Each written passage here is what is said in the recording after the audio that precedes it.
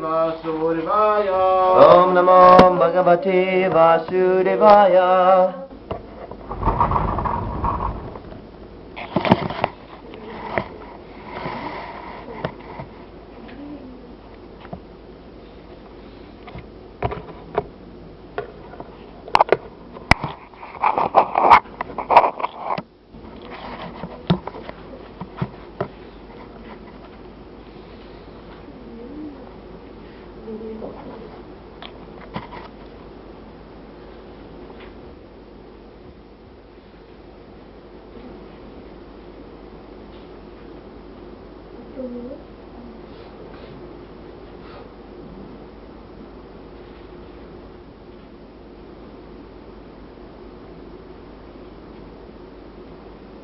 Machita Madgata Parna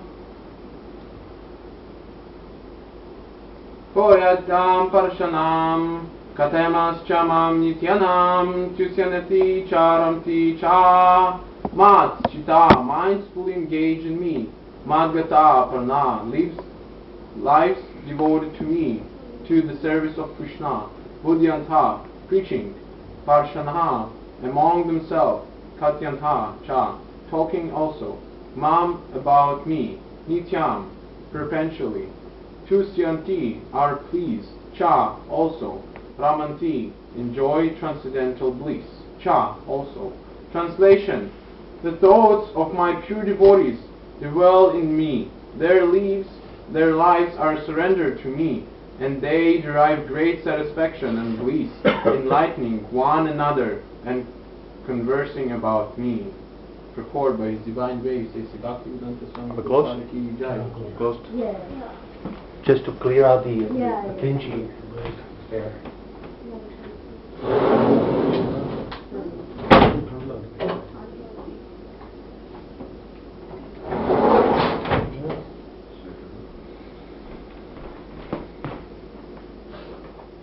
Purport by His Divine Grace, Bhaktivedanta Swami Prabhupada Ki Jai. Pure devotees, whose characteristics are mentioned here, engage themselves fully in the transcendental loving service of the Lord. Their minds cannot be diverted from the lotus feet of Krishna. Their talks are solely on the transcendental subject. The symptoms of the pure devotees are described in this verse specifically. Devotees of the Supreme Lord are 24 hours daily engaged in glorifying the pastimes of the Supreme Lord. Their hearts and souls are constantly submerged in Krishna, and they take pleasure in discussing Him with other devotees. In the preliminary stage of devotional service, they relish the transcendental pleasure from the service of itself, and in the mature stage, they are actually situated in the love of God. Once situated in the transcendental position, they can relish the highest perfection which is exhibited by the Lord in His abode. Lord Chaitanya likens transcendental devotional service to the sowing of a seed in the heart of the living entity. There are innumerable living entities traveling throughout the different planets of the universe, and out of them there are a few who are fortunate enough to meet a pure devotee and get the chance to understand devotional service. This devotional service is just like a seed, and if it is sown in the heart of the living entity, and if he goes on hearing and chanting Hare Krishna, Krishna Krishna, Hare Hare, Hare Rama, Rama Rama, Hare Hare, that seed fructifies, just as the seed of a tree fructifies with regular watering. The spiritual planet of devotional service gradually grows and grows until it penetrates the covering of the material universe and enters into the Brahma Jyoti, effulgence, in the spiritual sky. In the spiritual sky also, that plant grows more and more until it reaches the highest planet, which is called Goloka Vrindavan. The supreme planet is of Krishna. Ultimately, the planet takes shelter under the lotus feet of Krishna and rests there. Gradually, as the plant grows fruits and flowers, that plant of devotional service also produces fruits, and the watering process in the form of chanting and hearing goes on. This plant of devotional service is fully described in the Chaitanya Charitamrita. It is explained there that when the complete plant takes shelter under the lotus feet of the Supreme Lord, one becomes fully absorbed in love of God. Then he cannot leave even for a moment without being in contact with the Supreme Lord, just as a fish cannot leave without water. In such a state, the devotee actually attains the transcendental qualities in contact with the Supreme Lord. The Srimad Bhagavatam is also full of such narration about the relationship between the Supreme Lord and his devotees. Therefore, the Srimad Bhagavatam is very dear to the devotees. In this narration, there is nothing about material activities, sense gratification, or liberation. Srimad Bhagavatam is the only narration in which the transcendental nature of the Supreme Lord and his devotees is fully described. Thus, the realized souls in Krishna consciousness take continual pleasure in hearing such transcendental literatures, just as a young boy and a girl take pleasure in associating. Om Agyantane Andasyam Jnanashala Shalakaya Chakshuraminitayena Tasmasi Guruve Namaha. I offer my humble obeisances to my spiritual master, A.C. Bhaktivedanta Swami Prabhupada, who had opened my eyes with the torchlight of knowledge. So, we all after pleasure, right? We are seeking for it constantly. We are trying to be engaged in some service for our friends, relatives, get the paycheck to pay for different parts of sense gratification, right? So it's already there, you see. The difference between Krishna consciousness, pleasure in Krishna consciousness, and pleasure in the material world, in the relative world, is that pleasure in Krishna consciousness is never ending. It never stops. Just like now today we were chanting very nicely, almost for an hour, right? And no tiredness, no limitation, so nice. Even the opposite effect. We all are very much blissful, right? And very happy to be engaged in this wonderful service, Bhakti Yoga, you see. All of us, like we said, all of us perpetually look for that pleasure, but we look for that in the wrong corners of this creation, this sphere. We look in that materially. In the Western world, people all the time they were going to India to look for the fountain of life, right? For the eternal, the fountain that will give us eternal life. We're not going to die. But they thought that this fountain of life is material. It's something that helps you to stay here in this horrible Martya Loka, plant of death, and continue to enjoy a lot of filthy activities, right? Eating meat, dirt, this, stool, really nasty. But the society actually wants to stay here because they don't know anything else. Just like the fish, you see. If you tell the fish, go climb on the water, go climb on the tree, you won't be able to do it. You see, it's very hard. So how do we expect from the soul, the spirit soul, an eternal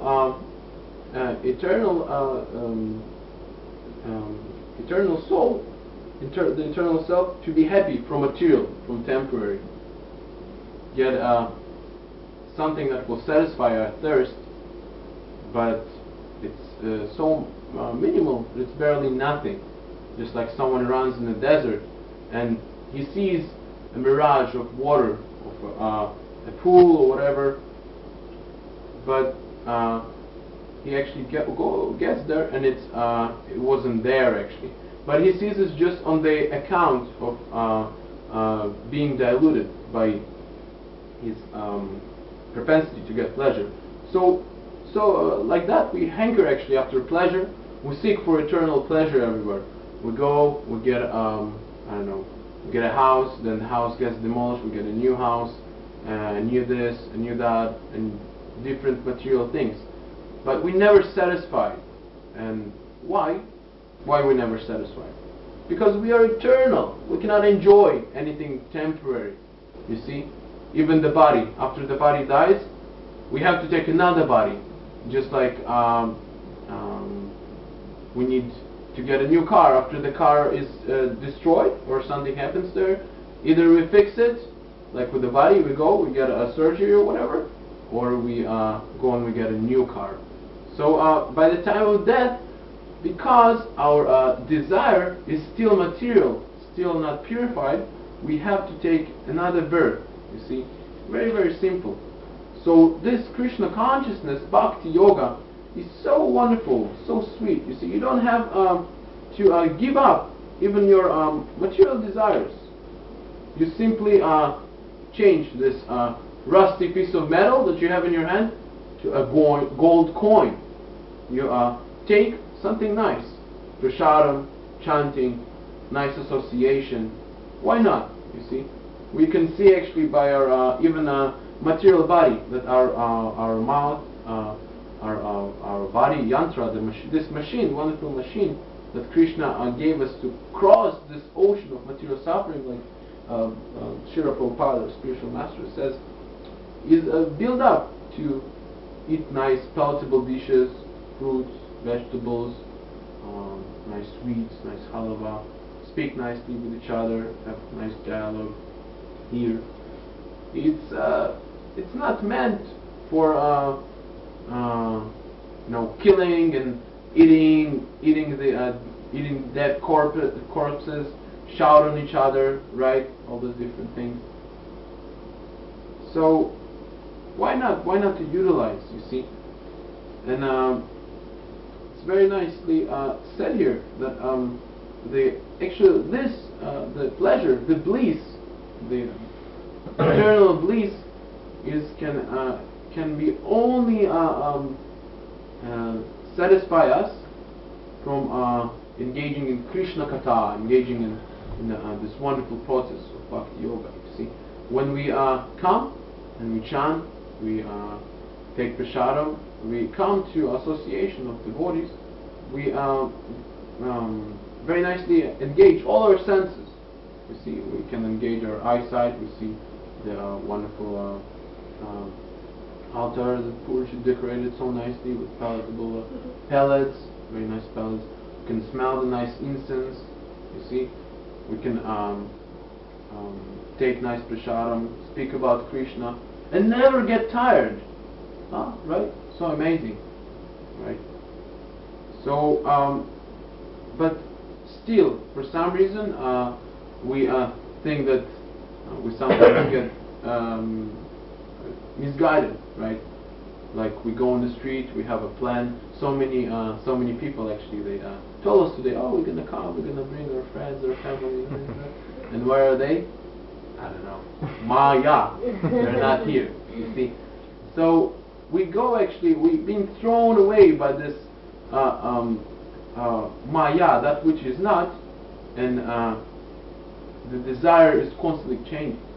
So how can we actually stay in that position of eternal bliss and knowledge, Sachet Ananda? You see, we have to stick, at least in the primarily stage, we have to stick to the association of pure devotees. Srila Prabhupada, by his grace, he traveled and preached this wonderful cult of Bhakti Yoga all around the world, distributed these wonderful literatures, established so many temples, wonderful devotees that enlightened one another, you see. So we simply have to step into this circle of eternal pleasure, eternal bliss. And how do we do it? We simply started from a very simple process, chanting Hare. Everyone can say that, right? Hare, Hare Krishna, Krishna Krishna, Hare Hare, Hare Rama, Rama Rama, Hare Hare. Those three words are not actually words, they're a transcendental vibration from the spiritual world. You see, a lot of people they say, oh, hearing this, that, I want experience, right? I want something actually practical. But they don't understand that the same experience of the bliss and the knowledge, everything comes from the same hearing. Because Krishna is not separated. You see, we cannot separate him from his eternal form, from his name, his paraphernalia, his eternal associates, his pure devotees. We cannot do that. It's not possible. In this world, we take a page, we cut it in half, twice, 3 times, 10 times. Eventually, we're left with nothing, right? Nothing. We can barely see it. You see. But in the eternal world, in the absolute world, we take the same paper and we split it in once, twice, 3 times, 10 times, and all the parts are complete. You see, just like in the Shri Upanishad, this first wonderful first mantra, the invocation passage of this wonderful book, which tells us actually how to end our bondage with material, how to distinguish material, spiritual, what is what depends on what actually. A lot of people, they say now, well, matter, life depends on matter. They teach that in schools, actually. So those literatures, they are torch lights of knowledge. Om Agyantarena Dasyam Dhyana Shala Shalakaya Chakshuna Manipena Tasma Siguru Namaha. Spiritual master, he opens our eyes opens our eyes and senses through hearing, so we can actually get out of the darkness, right? Because once there is light, there is no darkness. So this wonderful invocation mantra, Om Puna Puna Adam Puna Idam Punam Punam Evashate Punashya Punam Adya Punam Eva Vasheshate.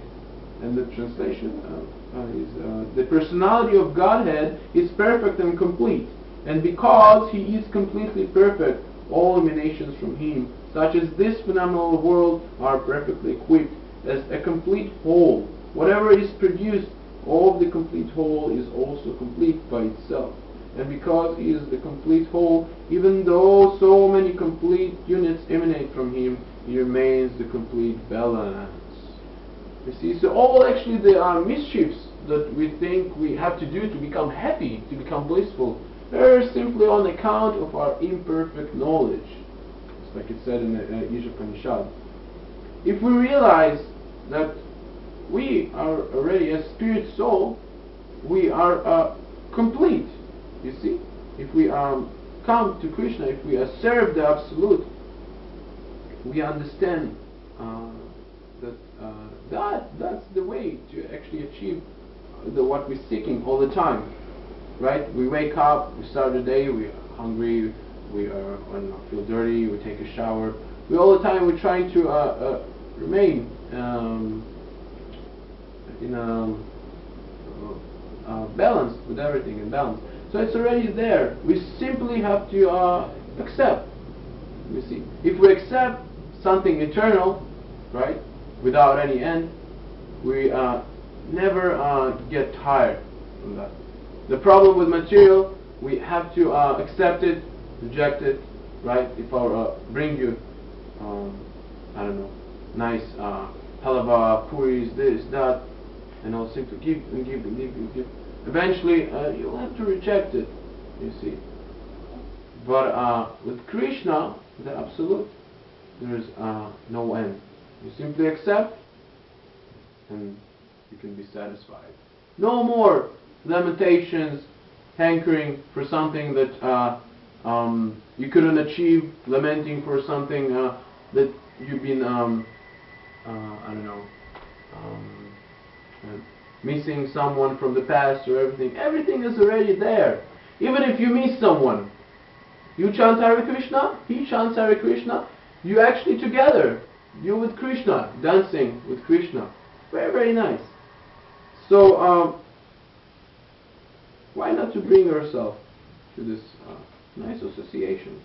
Pure devotees, that come here, like Shira Prabhupada, and we simply hear and open up to this wonderful knowledge. Very, very nice. I'll stop here if you have any questions.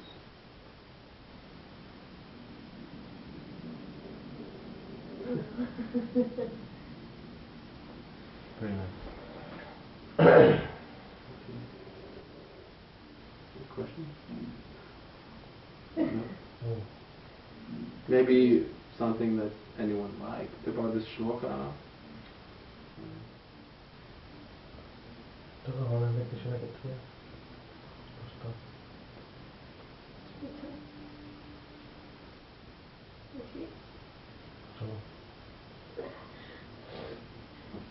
He says now where is Krishna? Where is Krishna? Yeah. Krishna is everywhere. You see? But he is, in the same time, he has his paraphernalia, his associates, his pure devotees, just like you, right? You have your personality, individuality, things that you like, things that you don't like, right? So Krishna, the creator of this material universe, he has at least to have this personality, because he cannot be lower than his creation. You see, if we deny the individuality of Krishna, neglect, we actually limit him. A lot of people, a lot of so-called religions and all those things, they say, oh, God cannot have legs, cannot have ears, he cannot this, no. But all of this is limitation. It's putting in a box. But how can you put in a box eternity, right? It's like like trying to see the river. There is a river going up from the mountain to the sea, and you look at one point, and you see, and you stare at the river, and I'm gonna see the whole river right now, just like that. Yeah, it's impossible. You see, you cannot have the experience of the whole river because it's never ending. It goes to the sea, evaporates, right, by the sun, and goes back to the mountain. There's snow, just like here in Montreal, very, very cold. Now it's melting. Back to the river, you see. And everything of that is Krishna, actually. Krishna said that this planet, the grass, is his hair on the body, right? You see, all the different the rivers, the Ganges in India, they're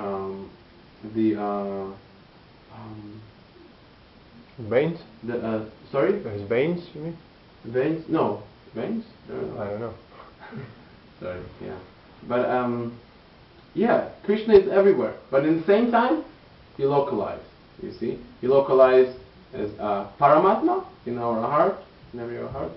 And he's the energy as well, Brahman, yes. And as Bhagavan. But you see, if we stay with the energy and Paramatma, like a lot of very advanced yogis, right, they sit in the Himalayas, meditate on Vishnu in the heart, just like here in this very nice illustration. I can show you. You see? Here. So the yogis, they meditate on Vishnu, right?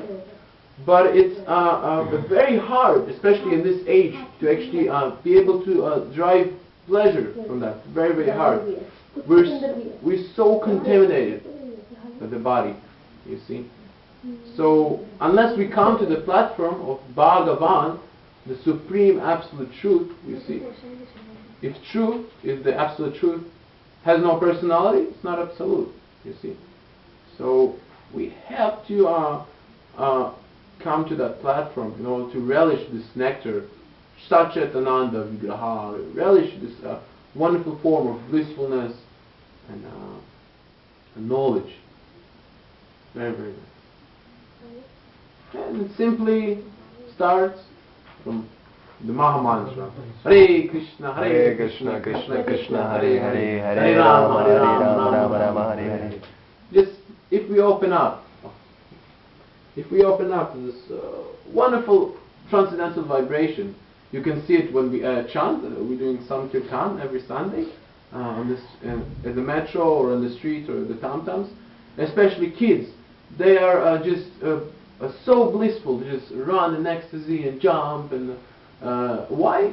Very simply, Sri Prabhupada explains that the children, they naturally they are less entangled with material, right? They have no worries, no that, no this. No tension. Yeah. So when people from the outside see devotees, they say, "Oh, they're not working, they're not this. They're simply dancing and chanting and feasting, right?" Why not? What is the use? You see, you are you're missing out. It's very, very nice. You simply chant. You give up. Srila Prabhupada would say, give up all your speculations, the speculations of the mind, like is it that? Is trying to understand the river with our limited senses. It's absolute.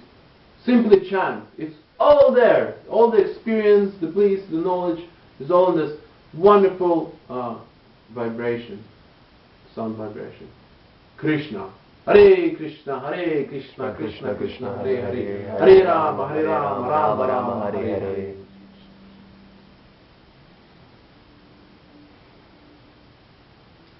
Okay. Grantaraj Srimad Bhagavad Gita ki jai, Srila Prabhupada ki jai. Shrimad Bhakti Vedanta Swami Tinamni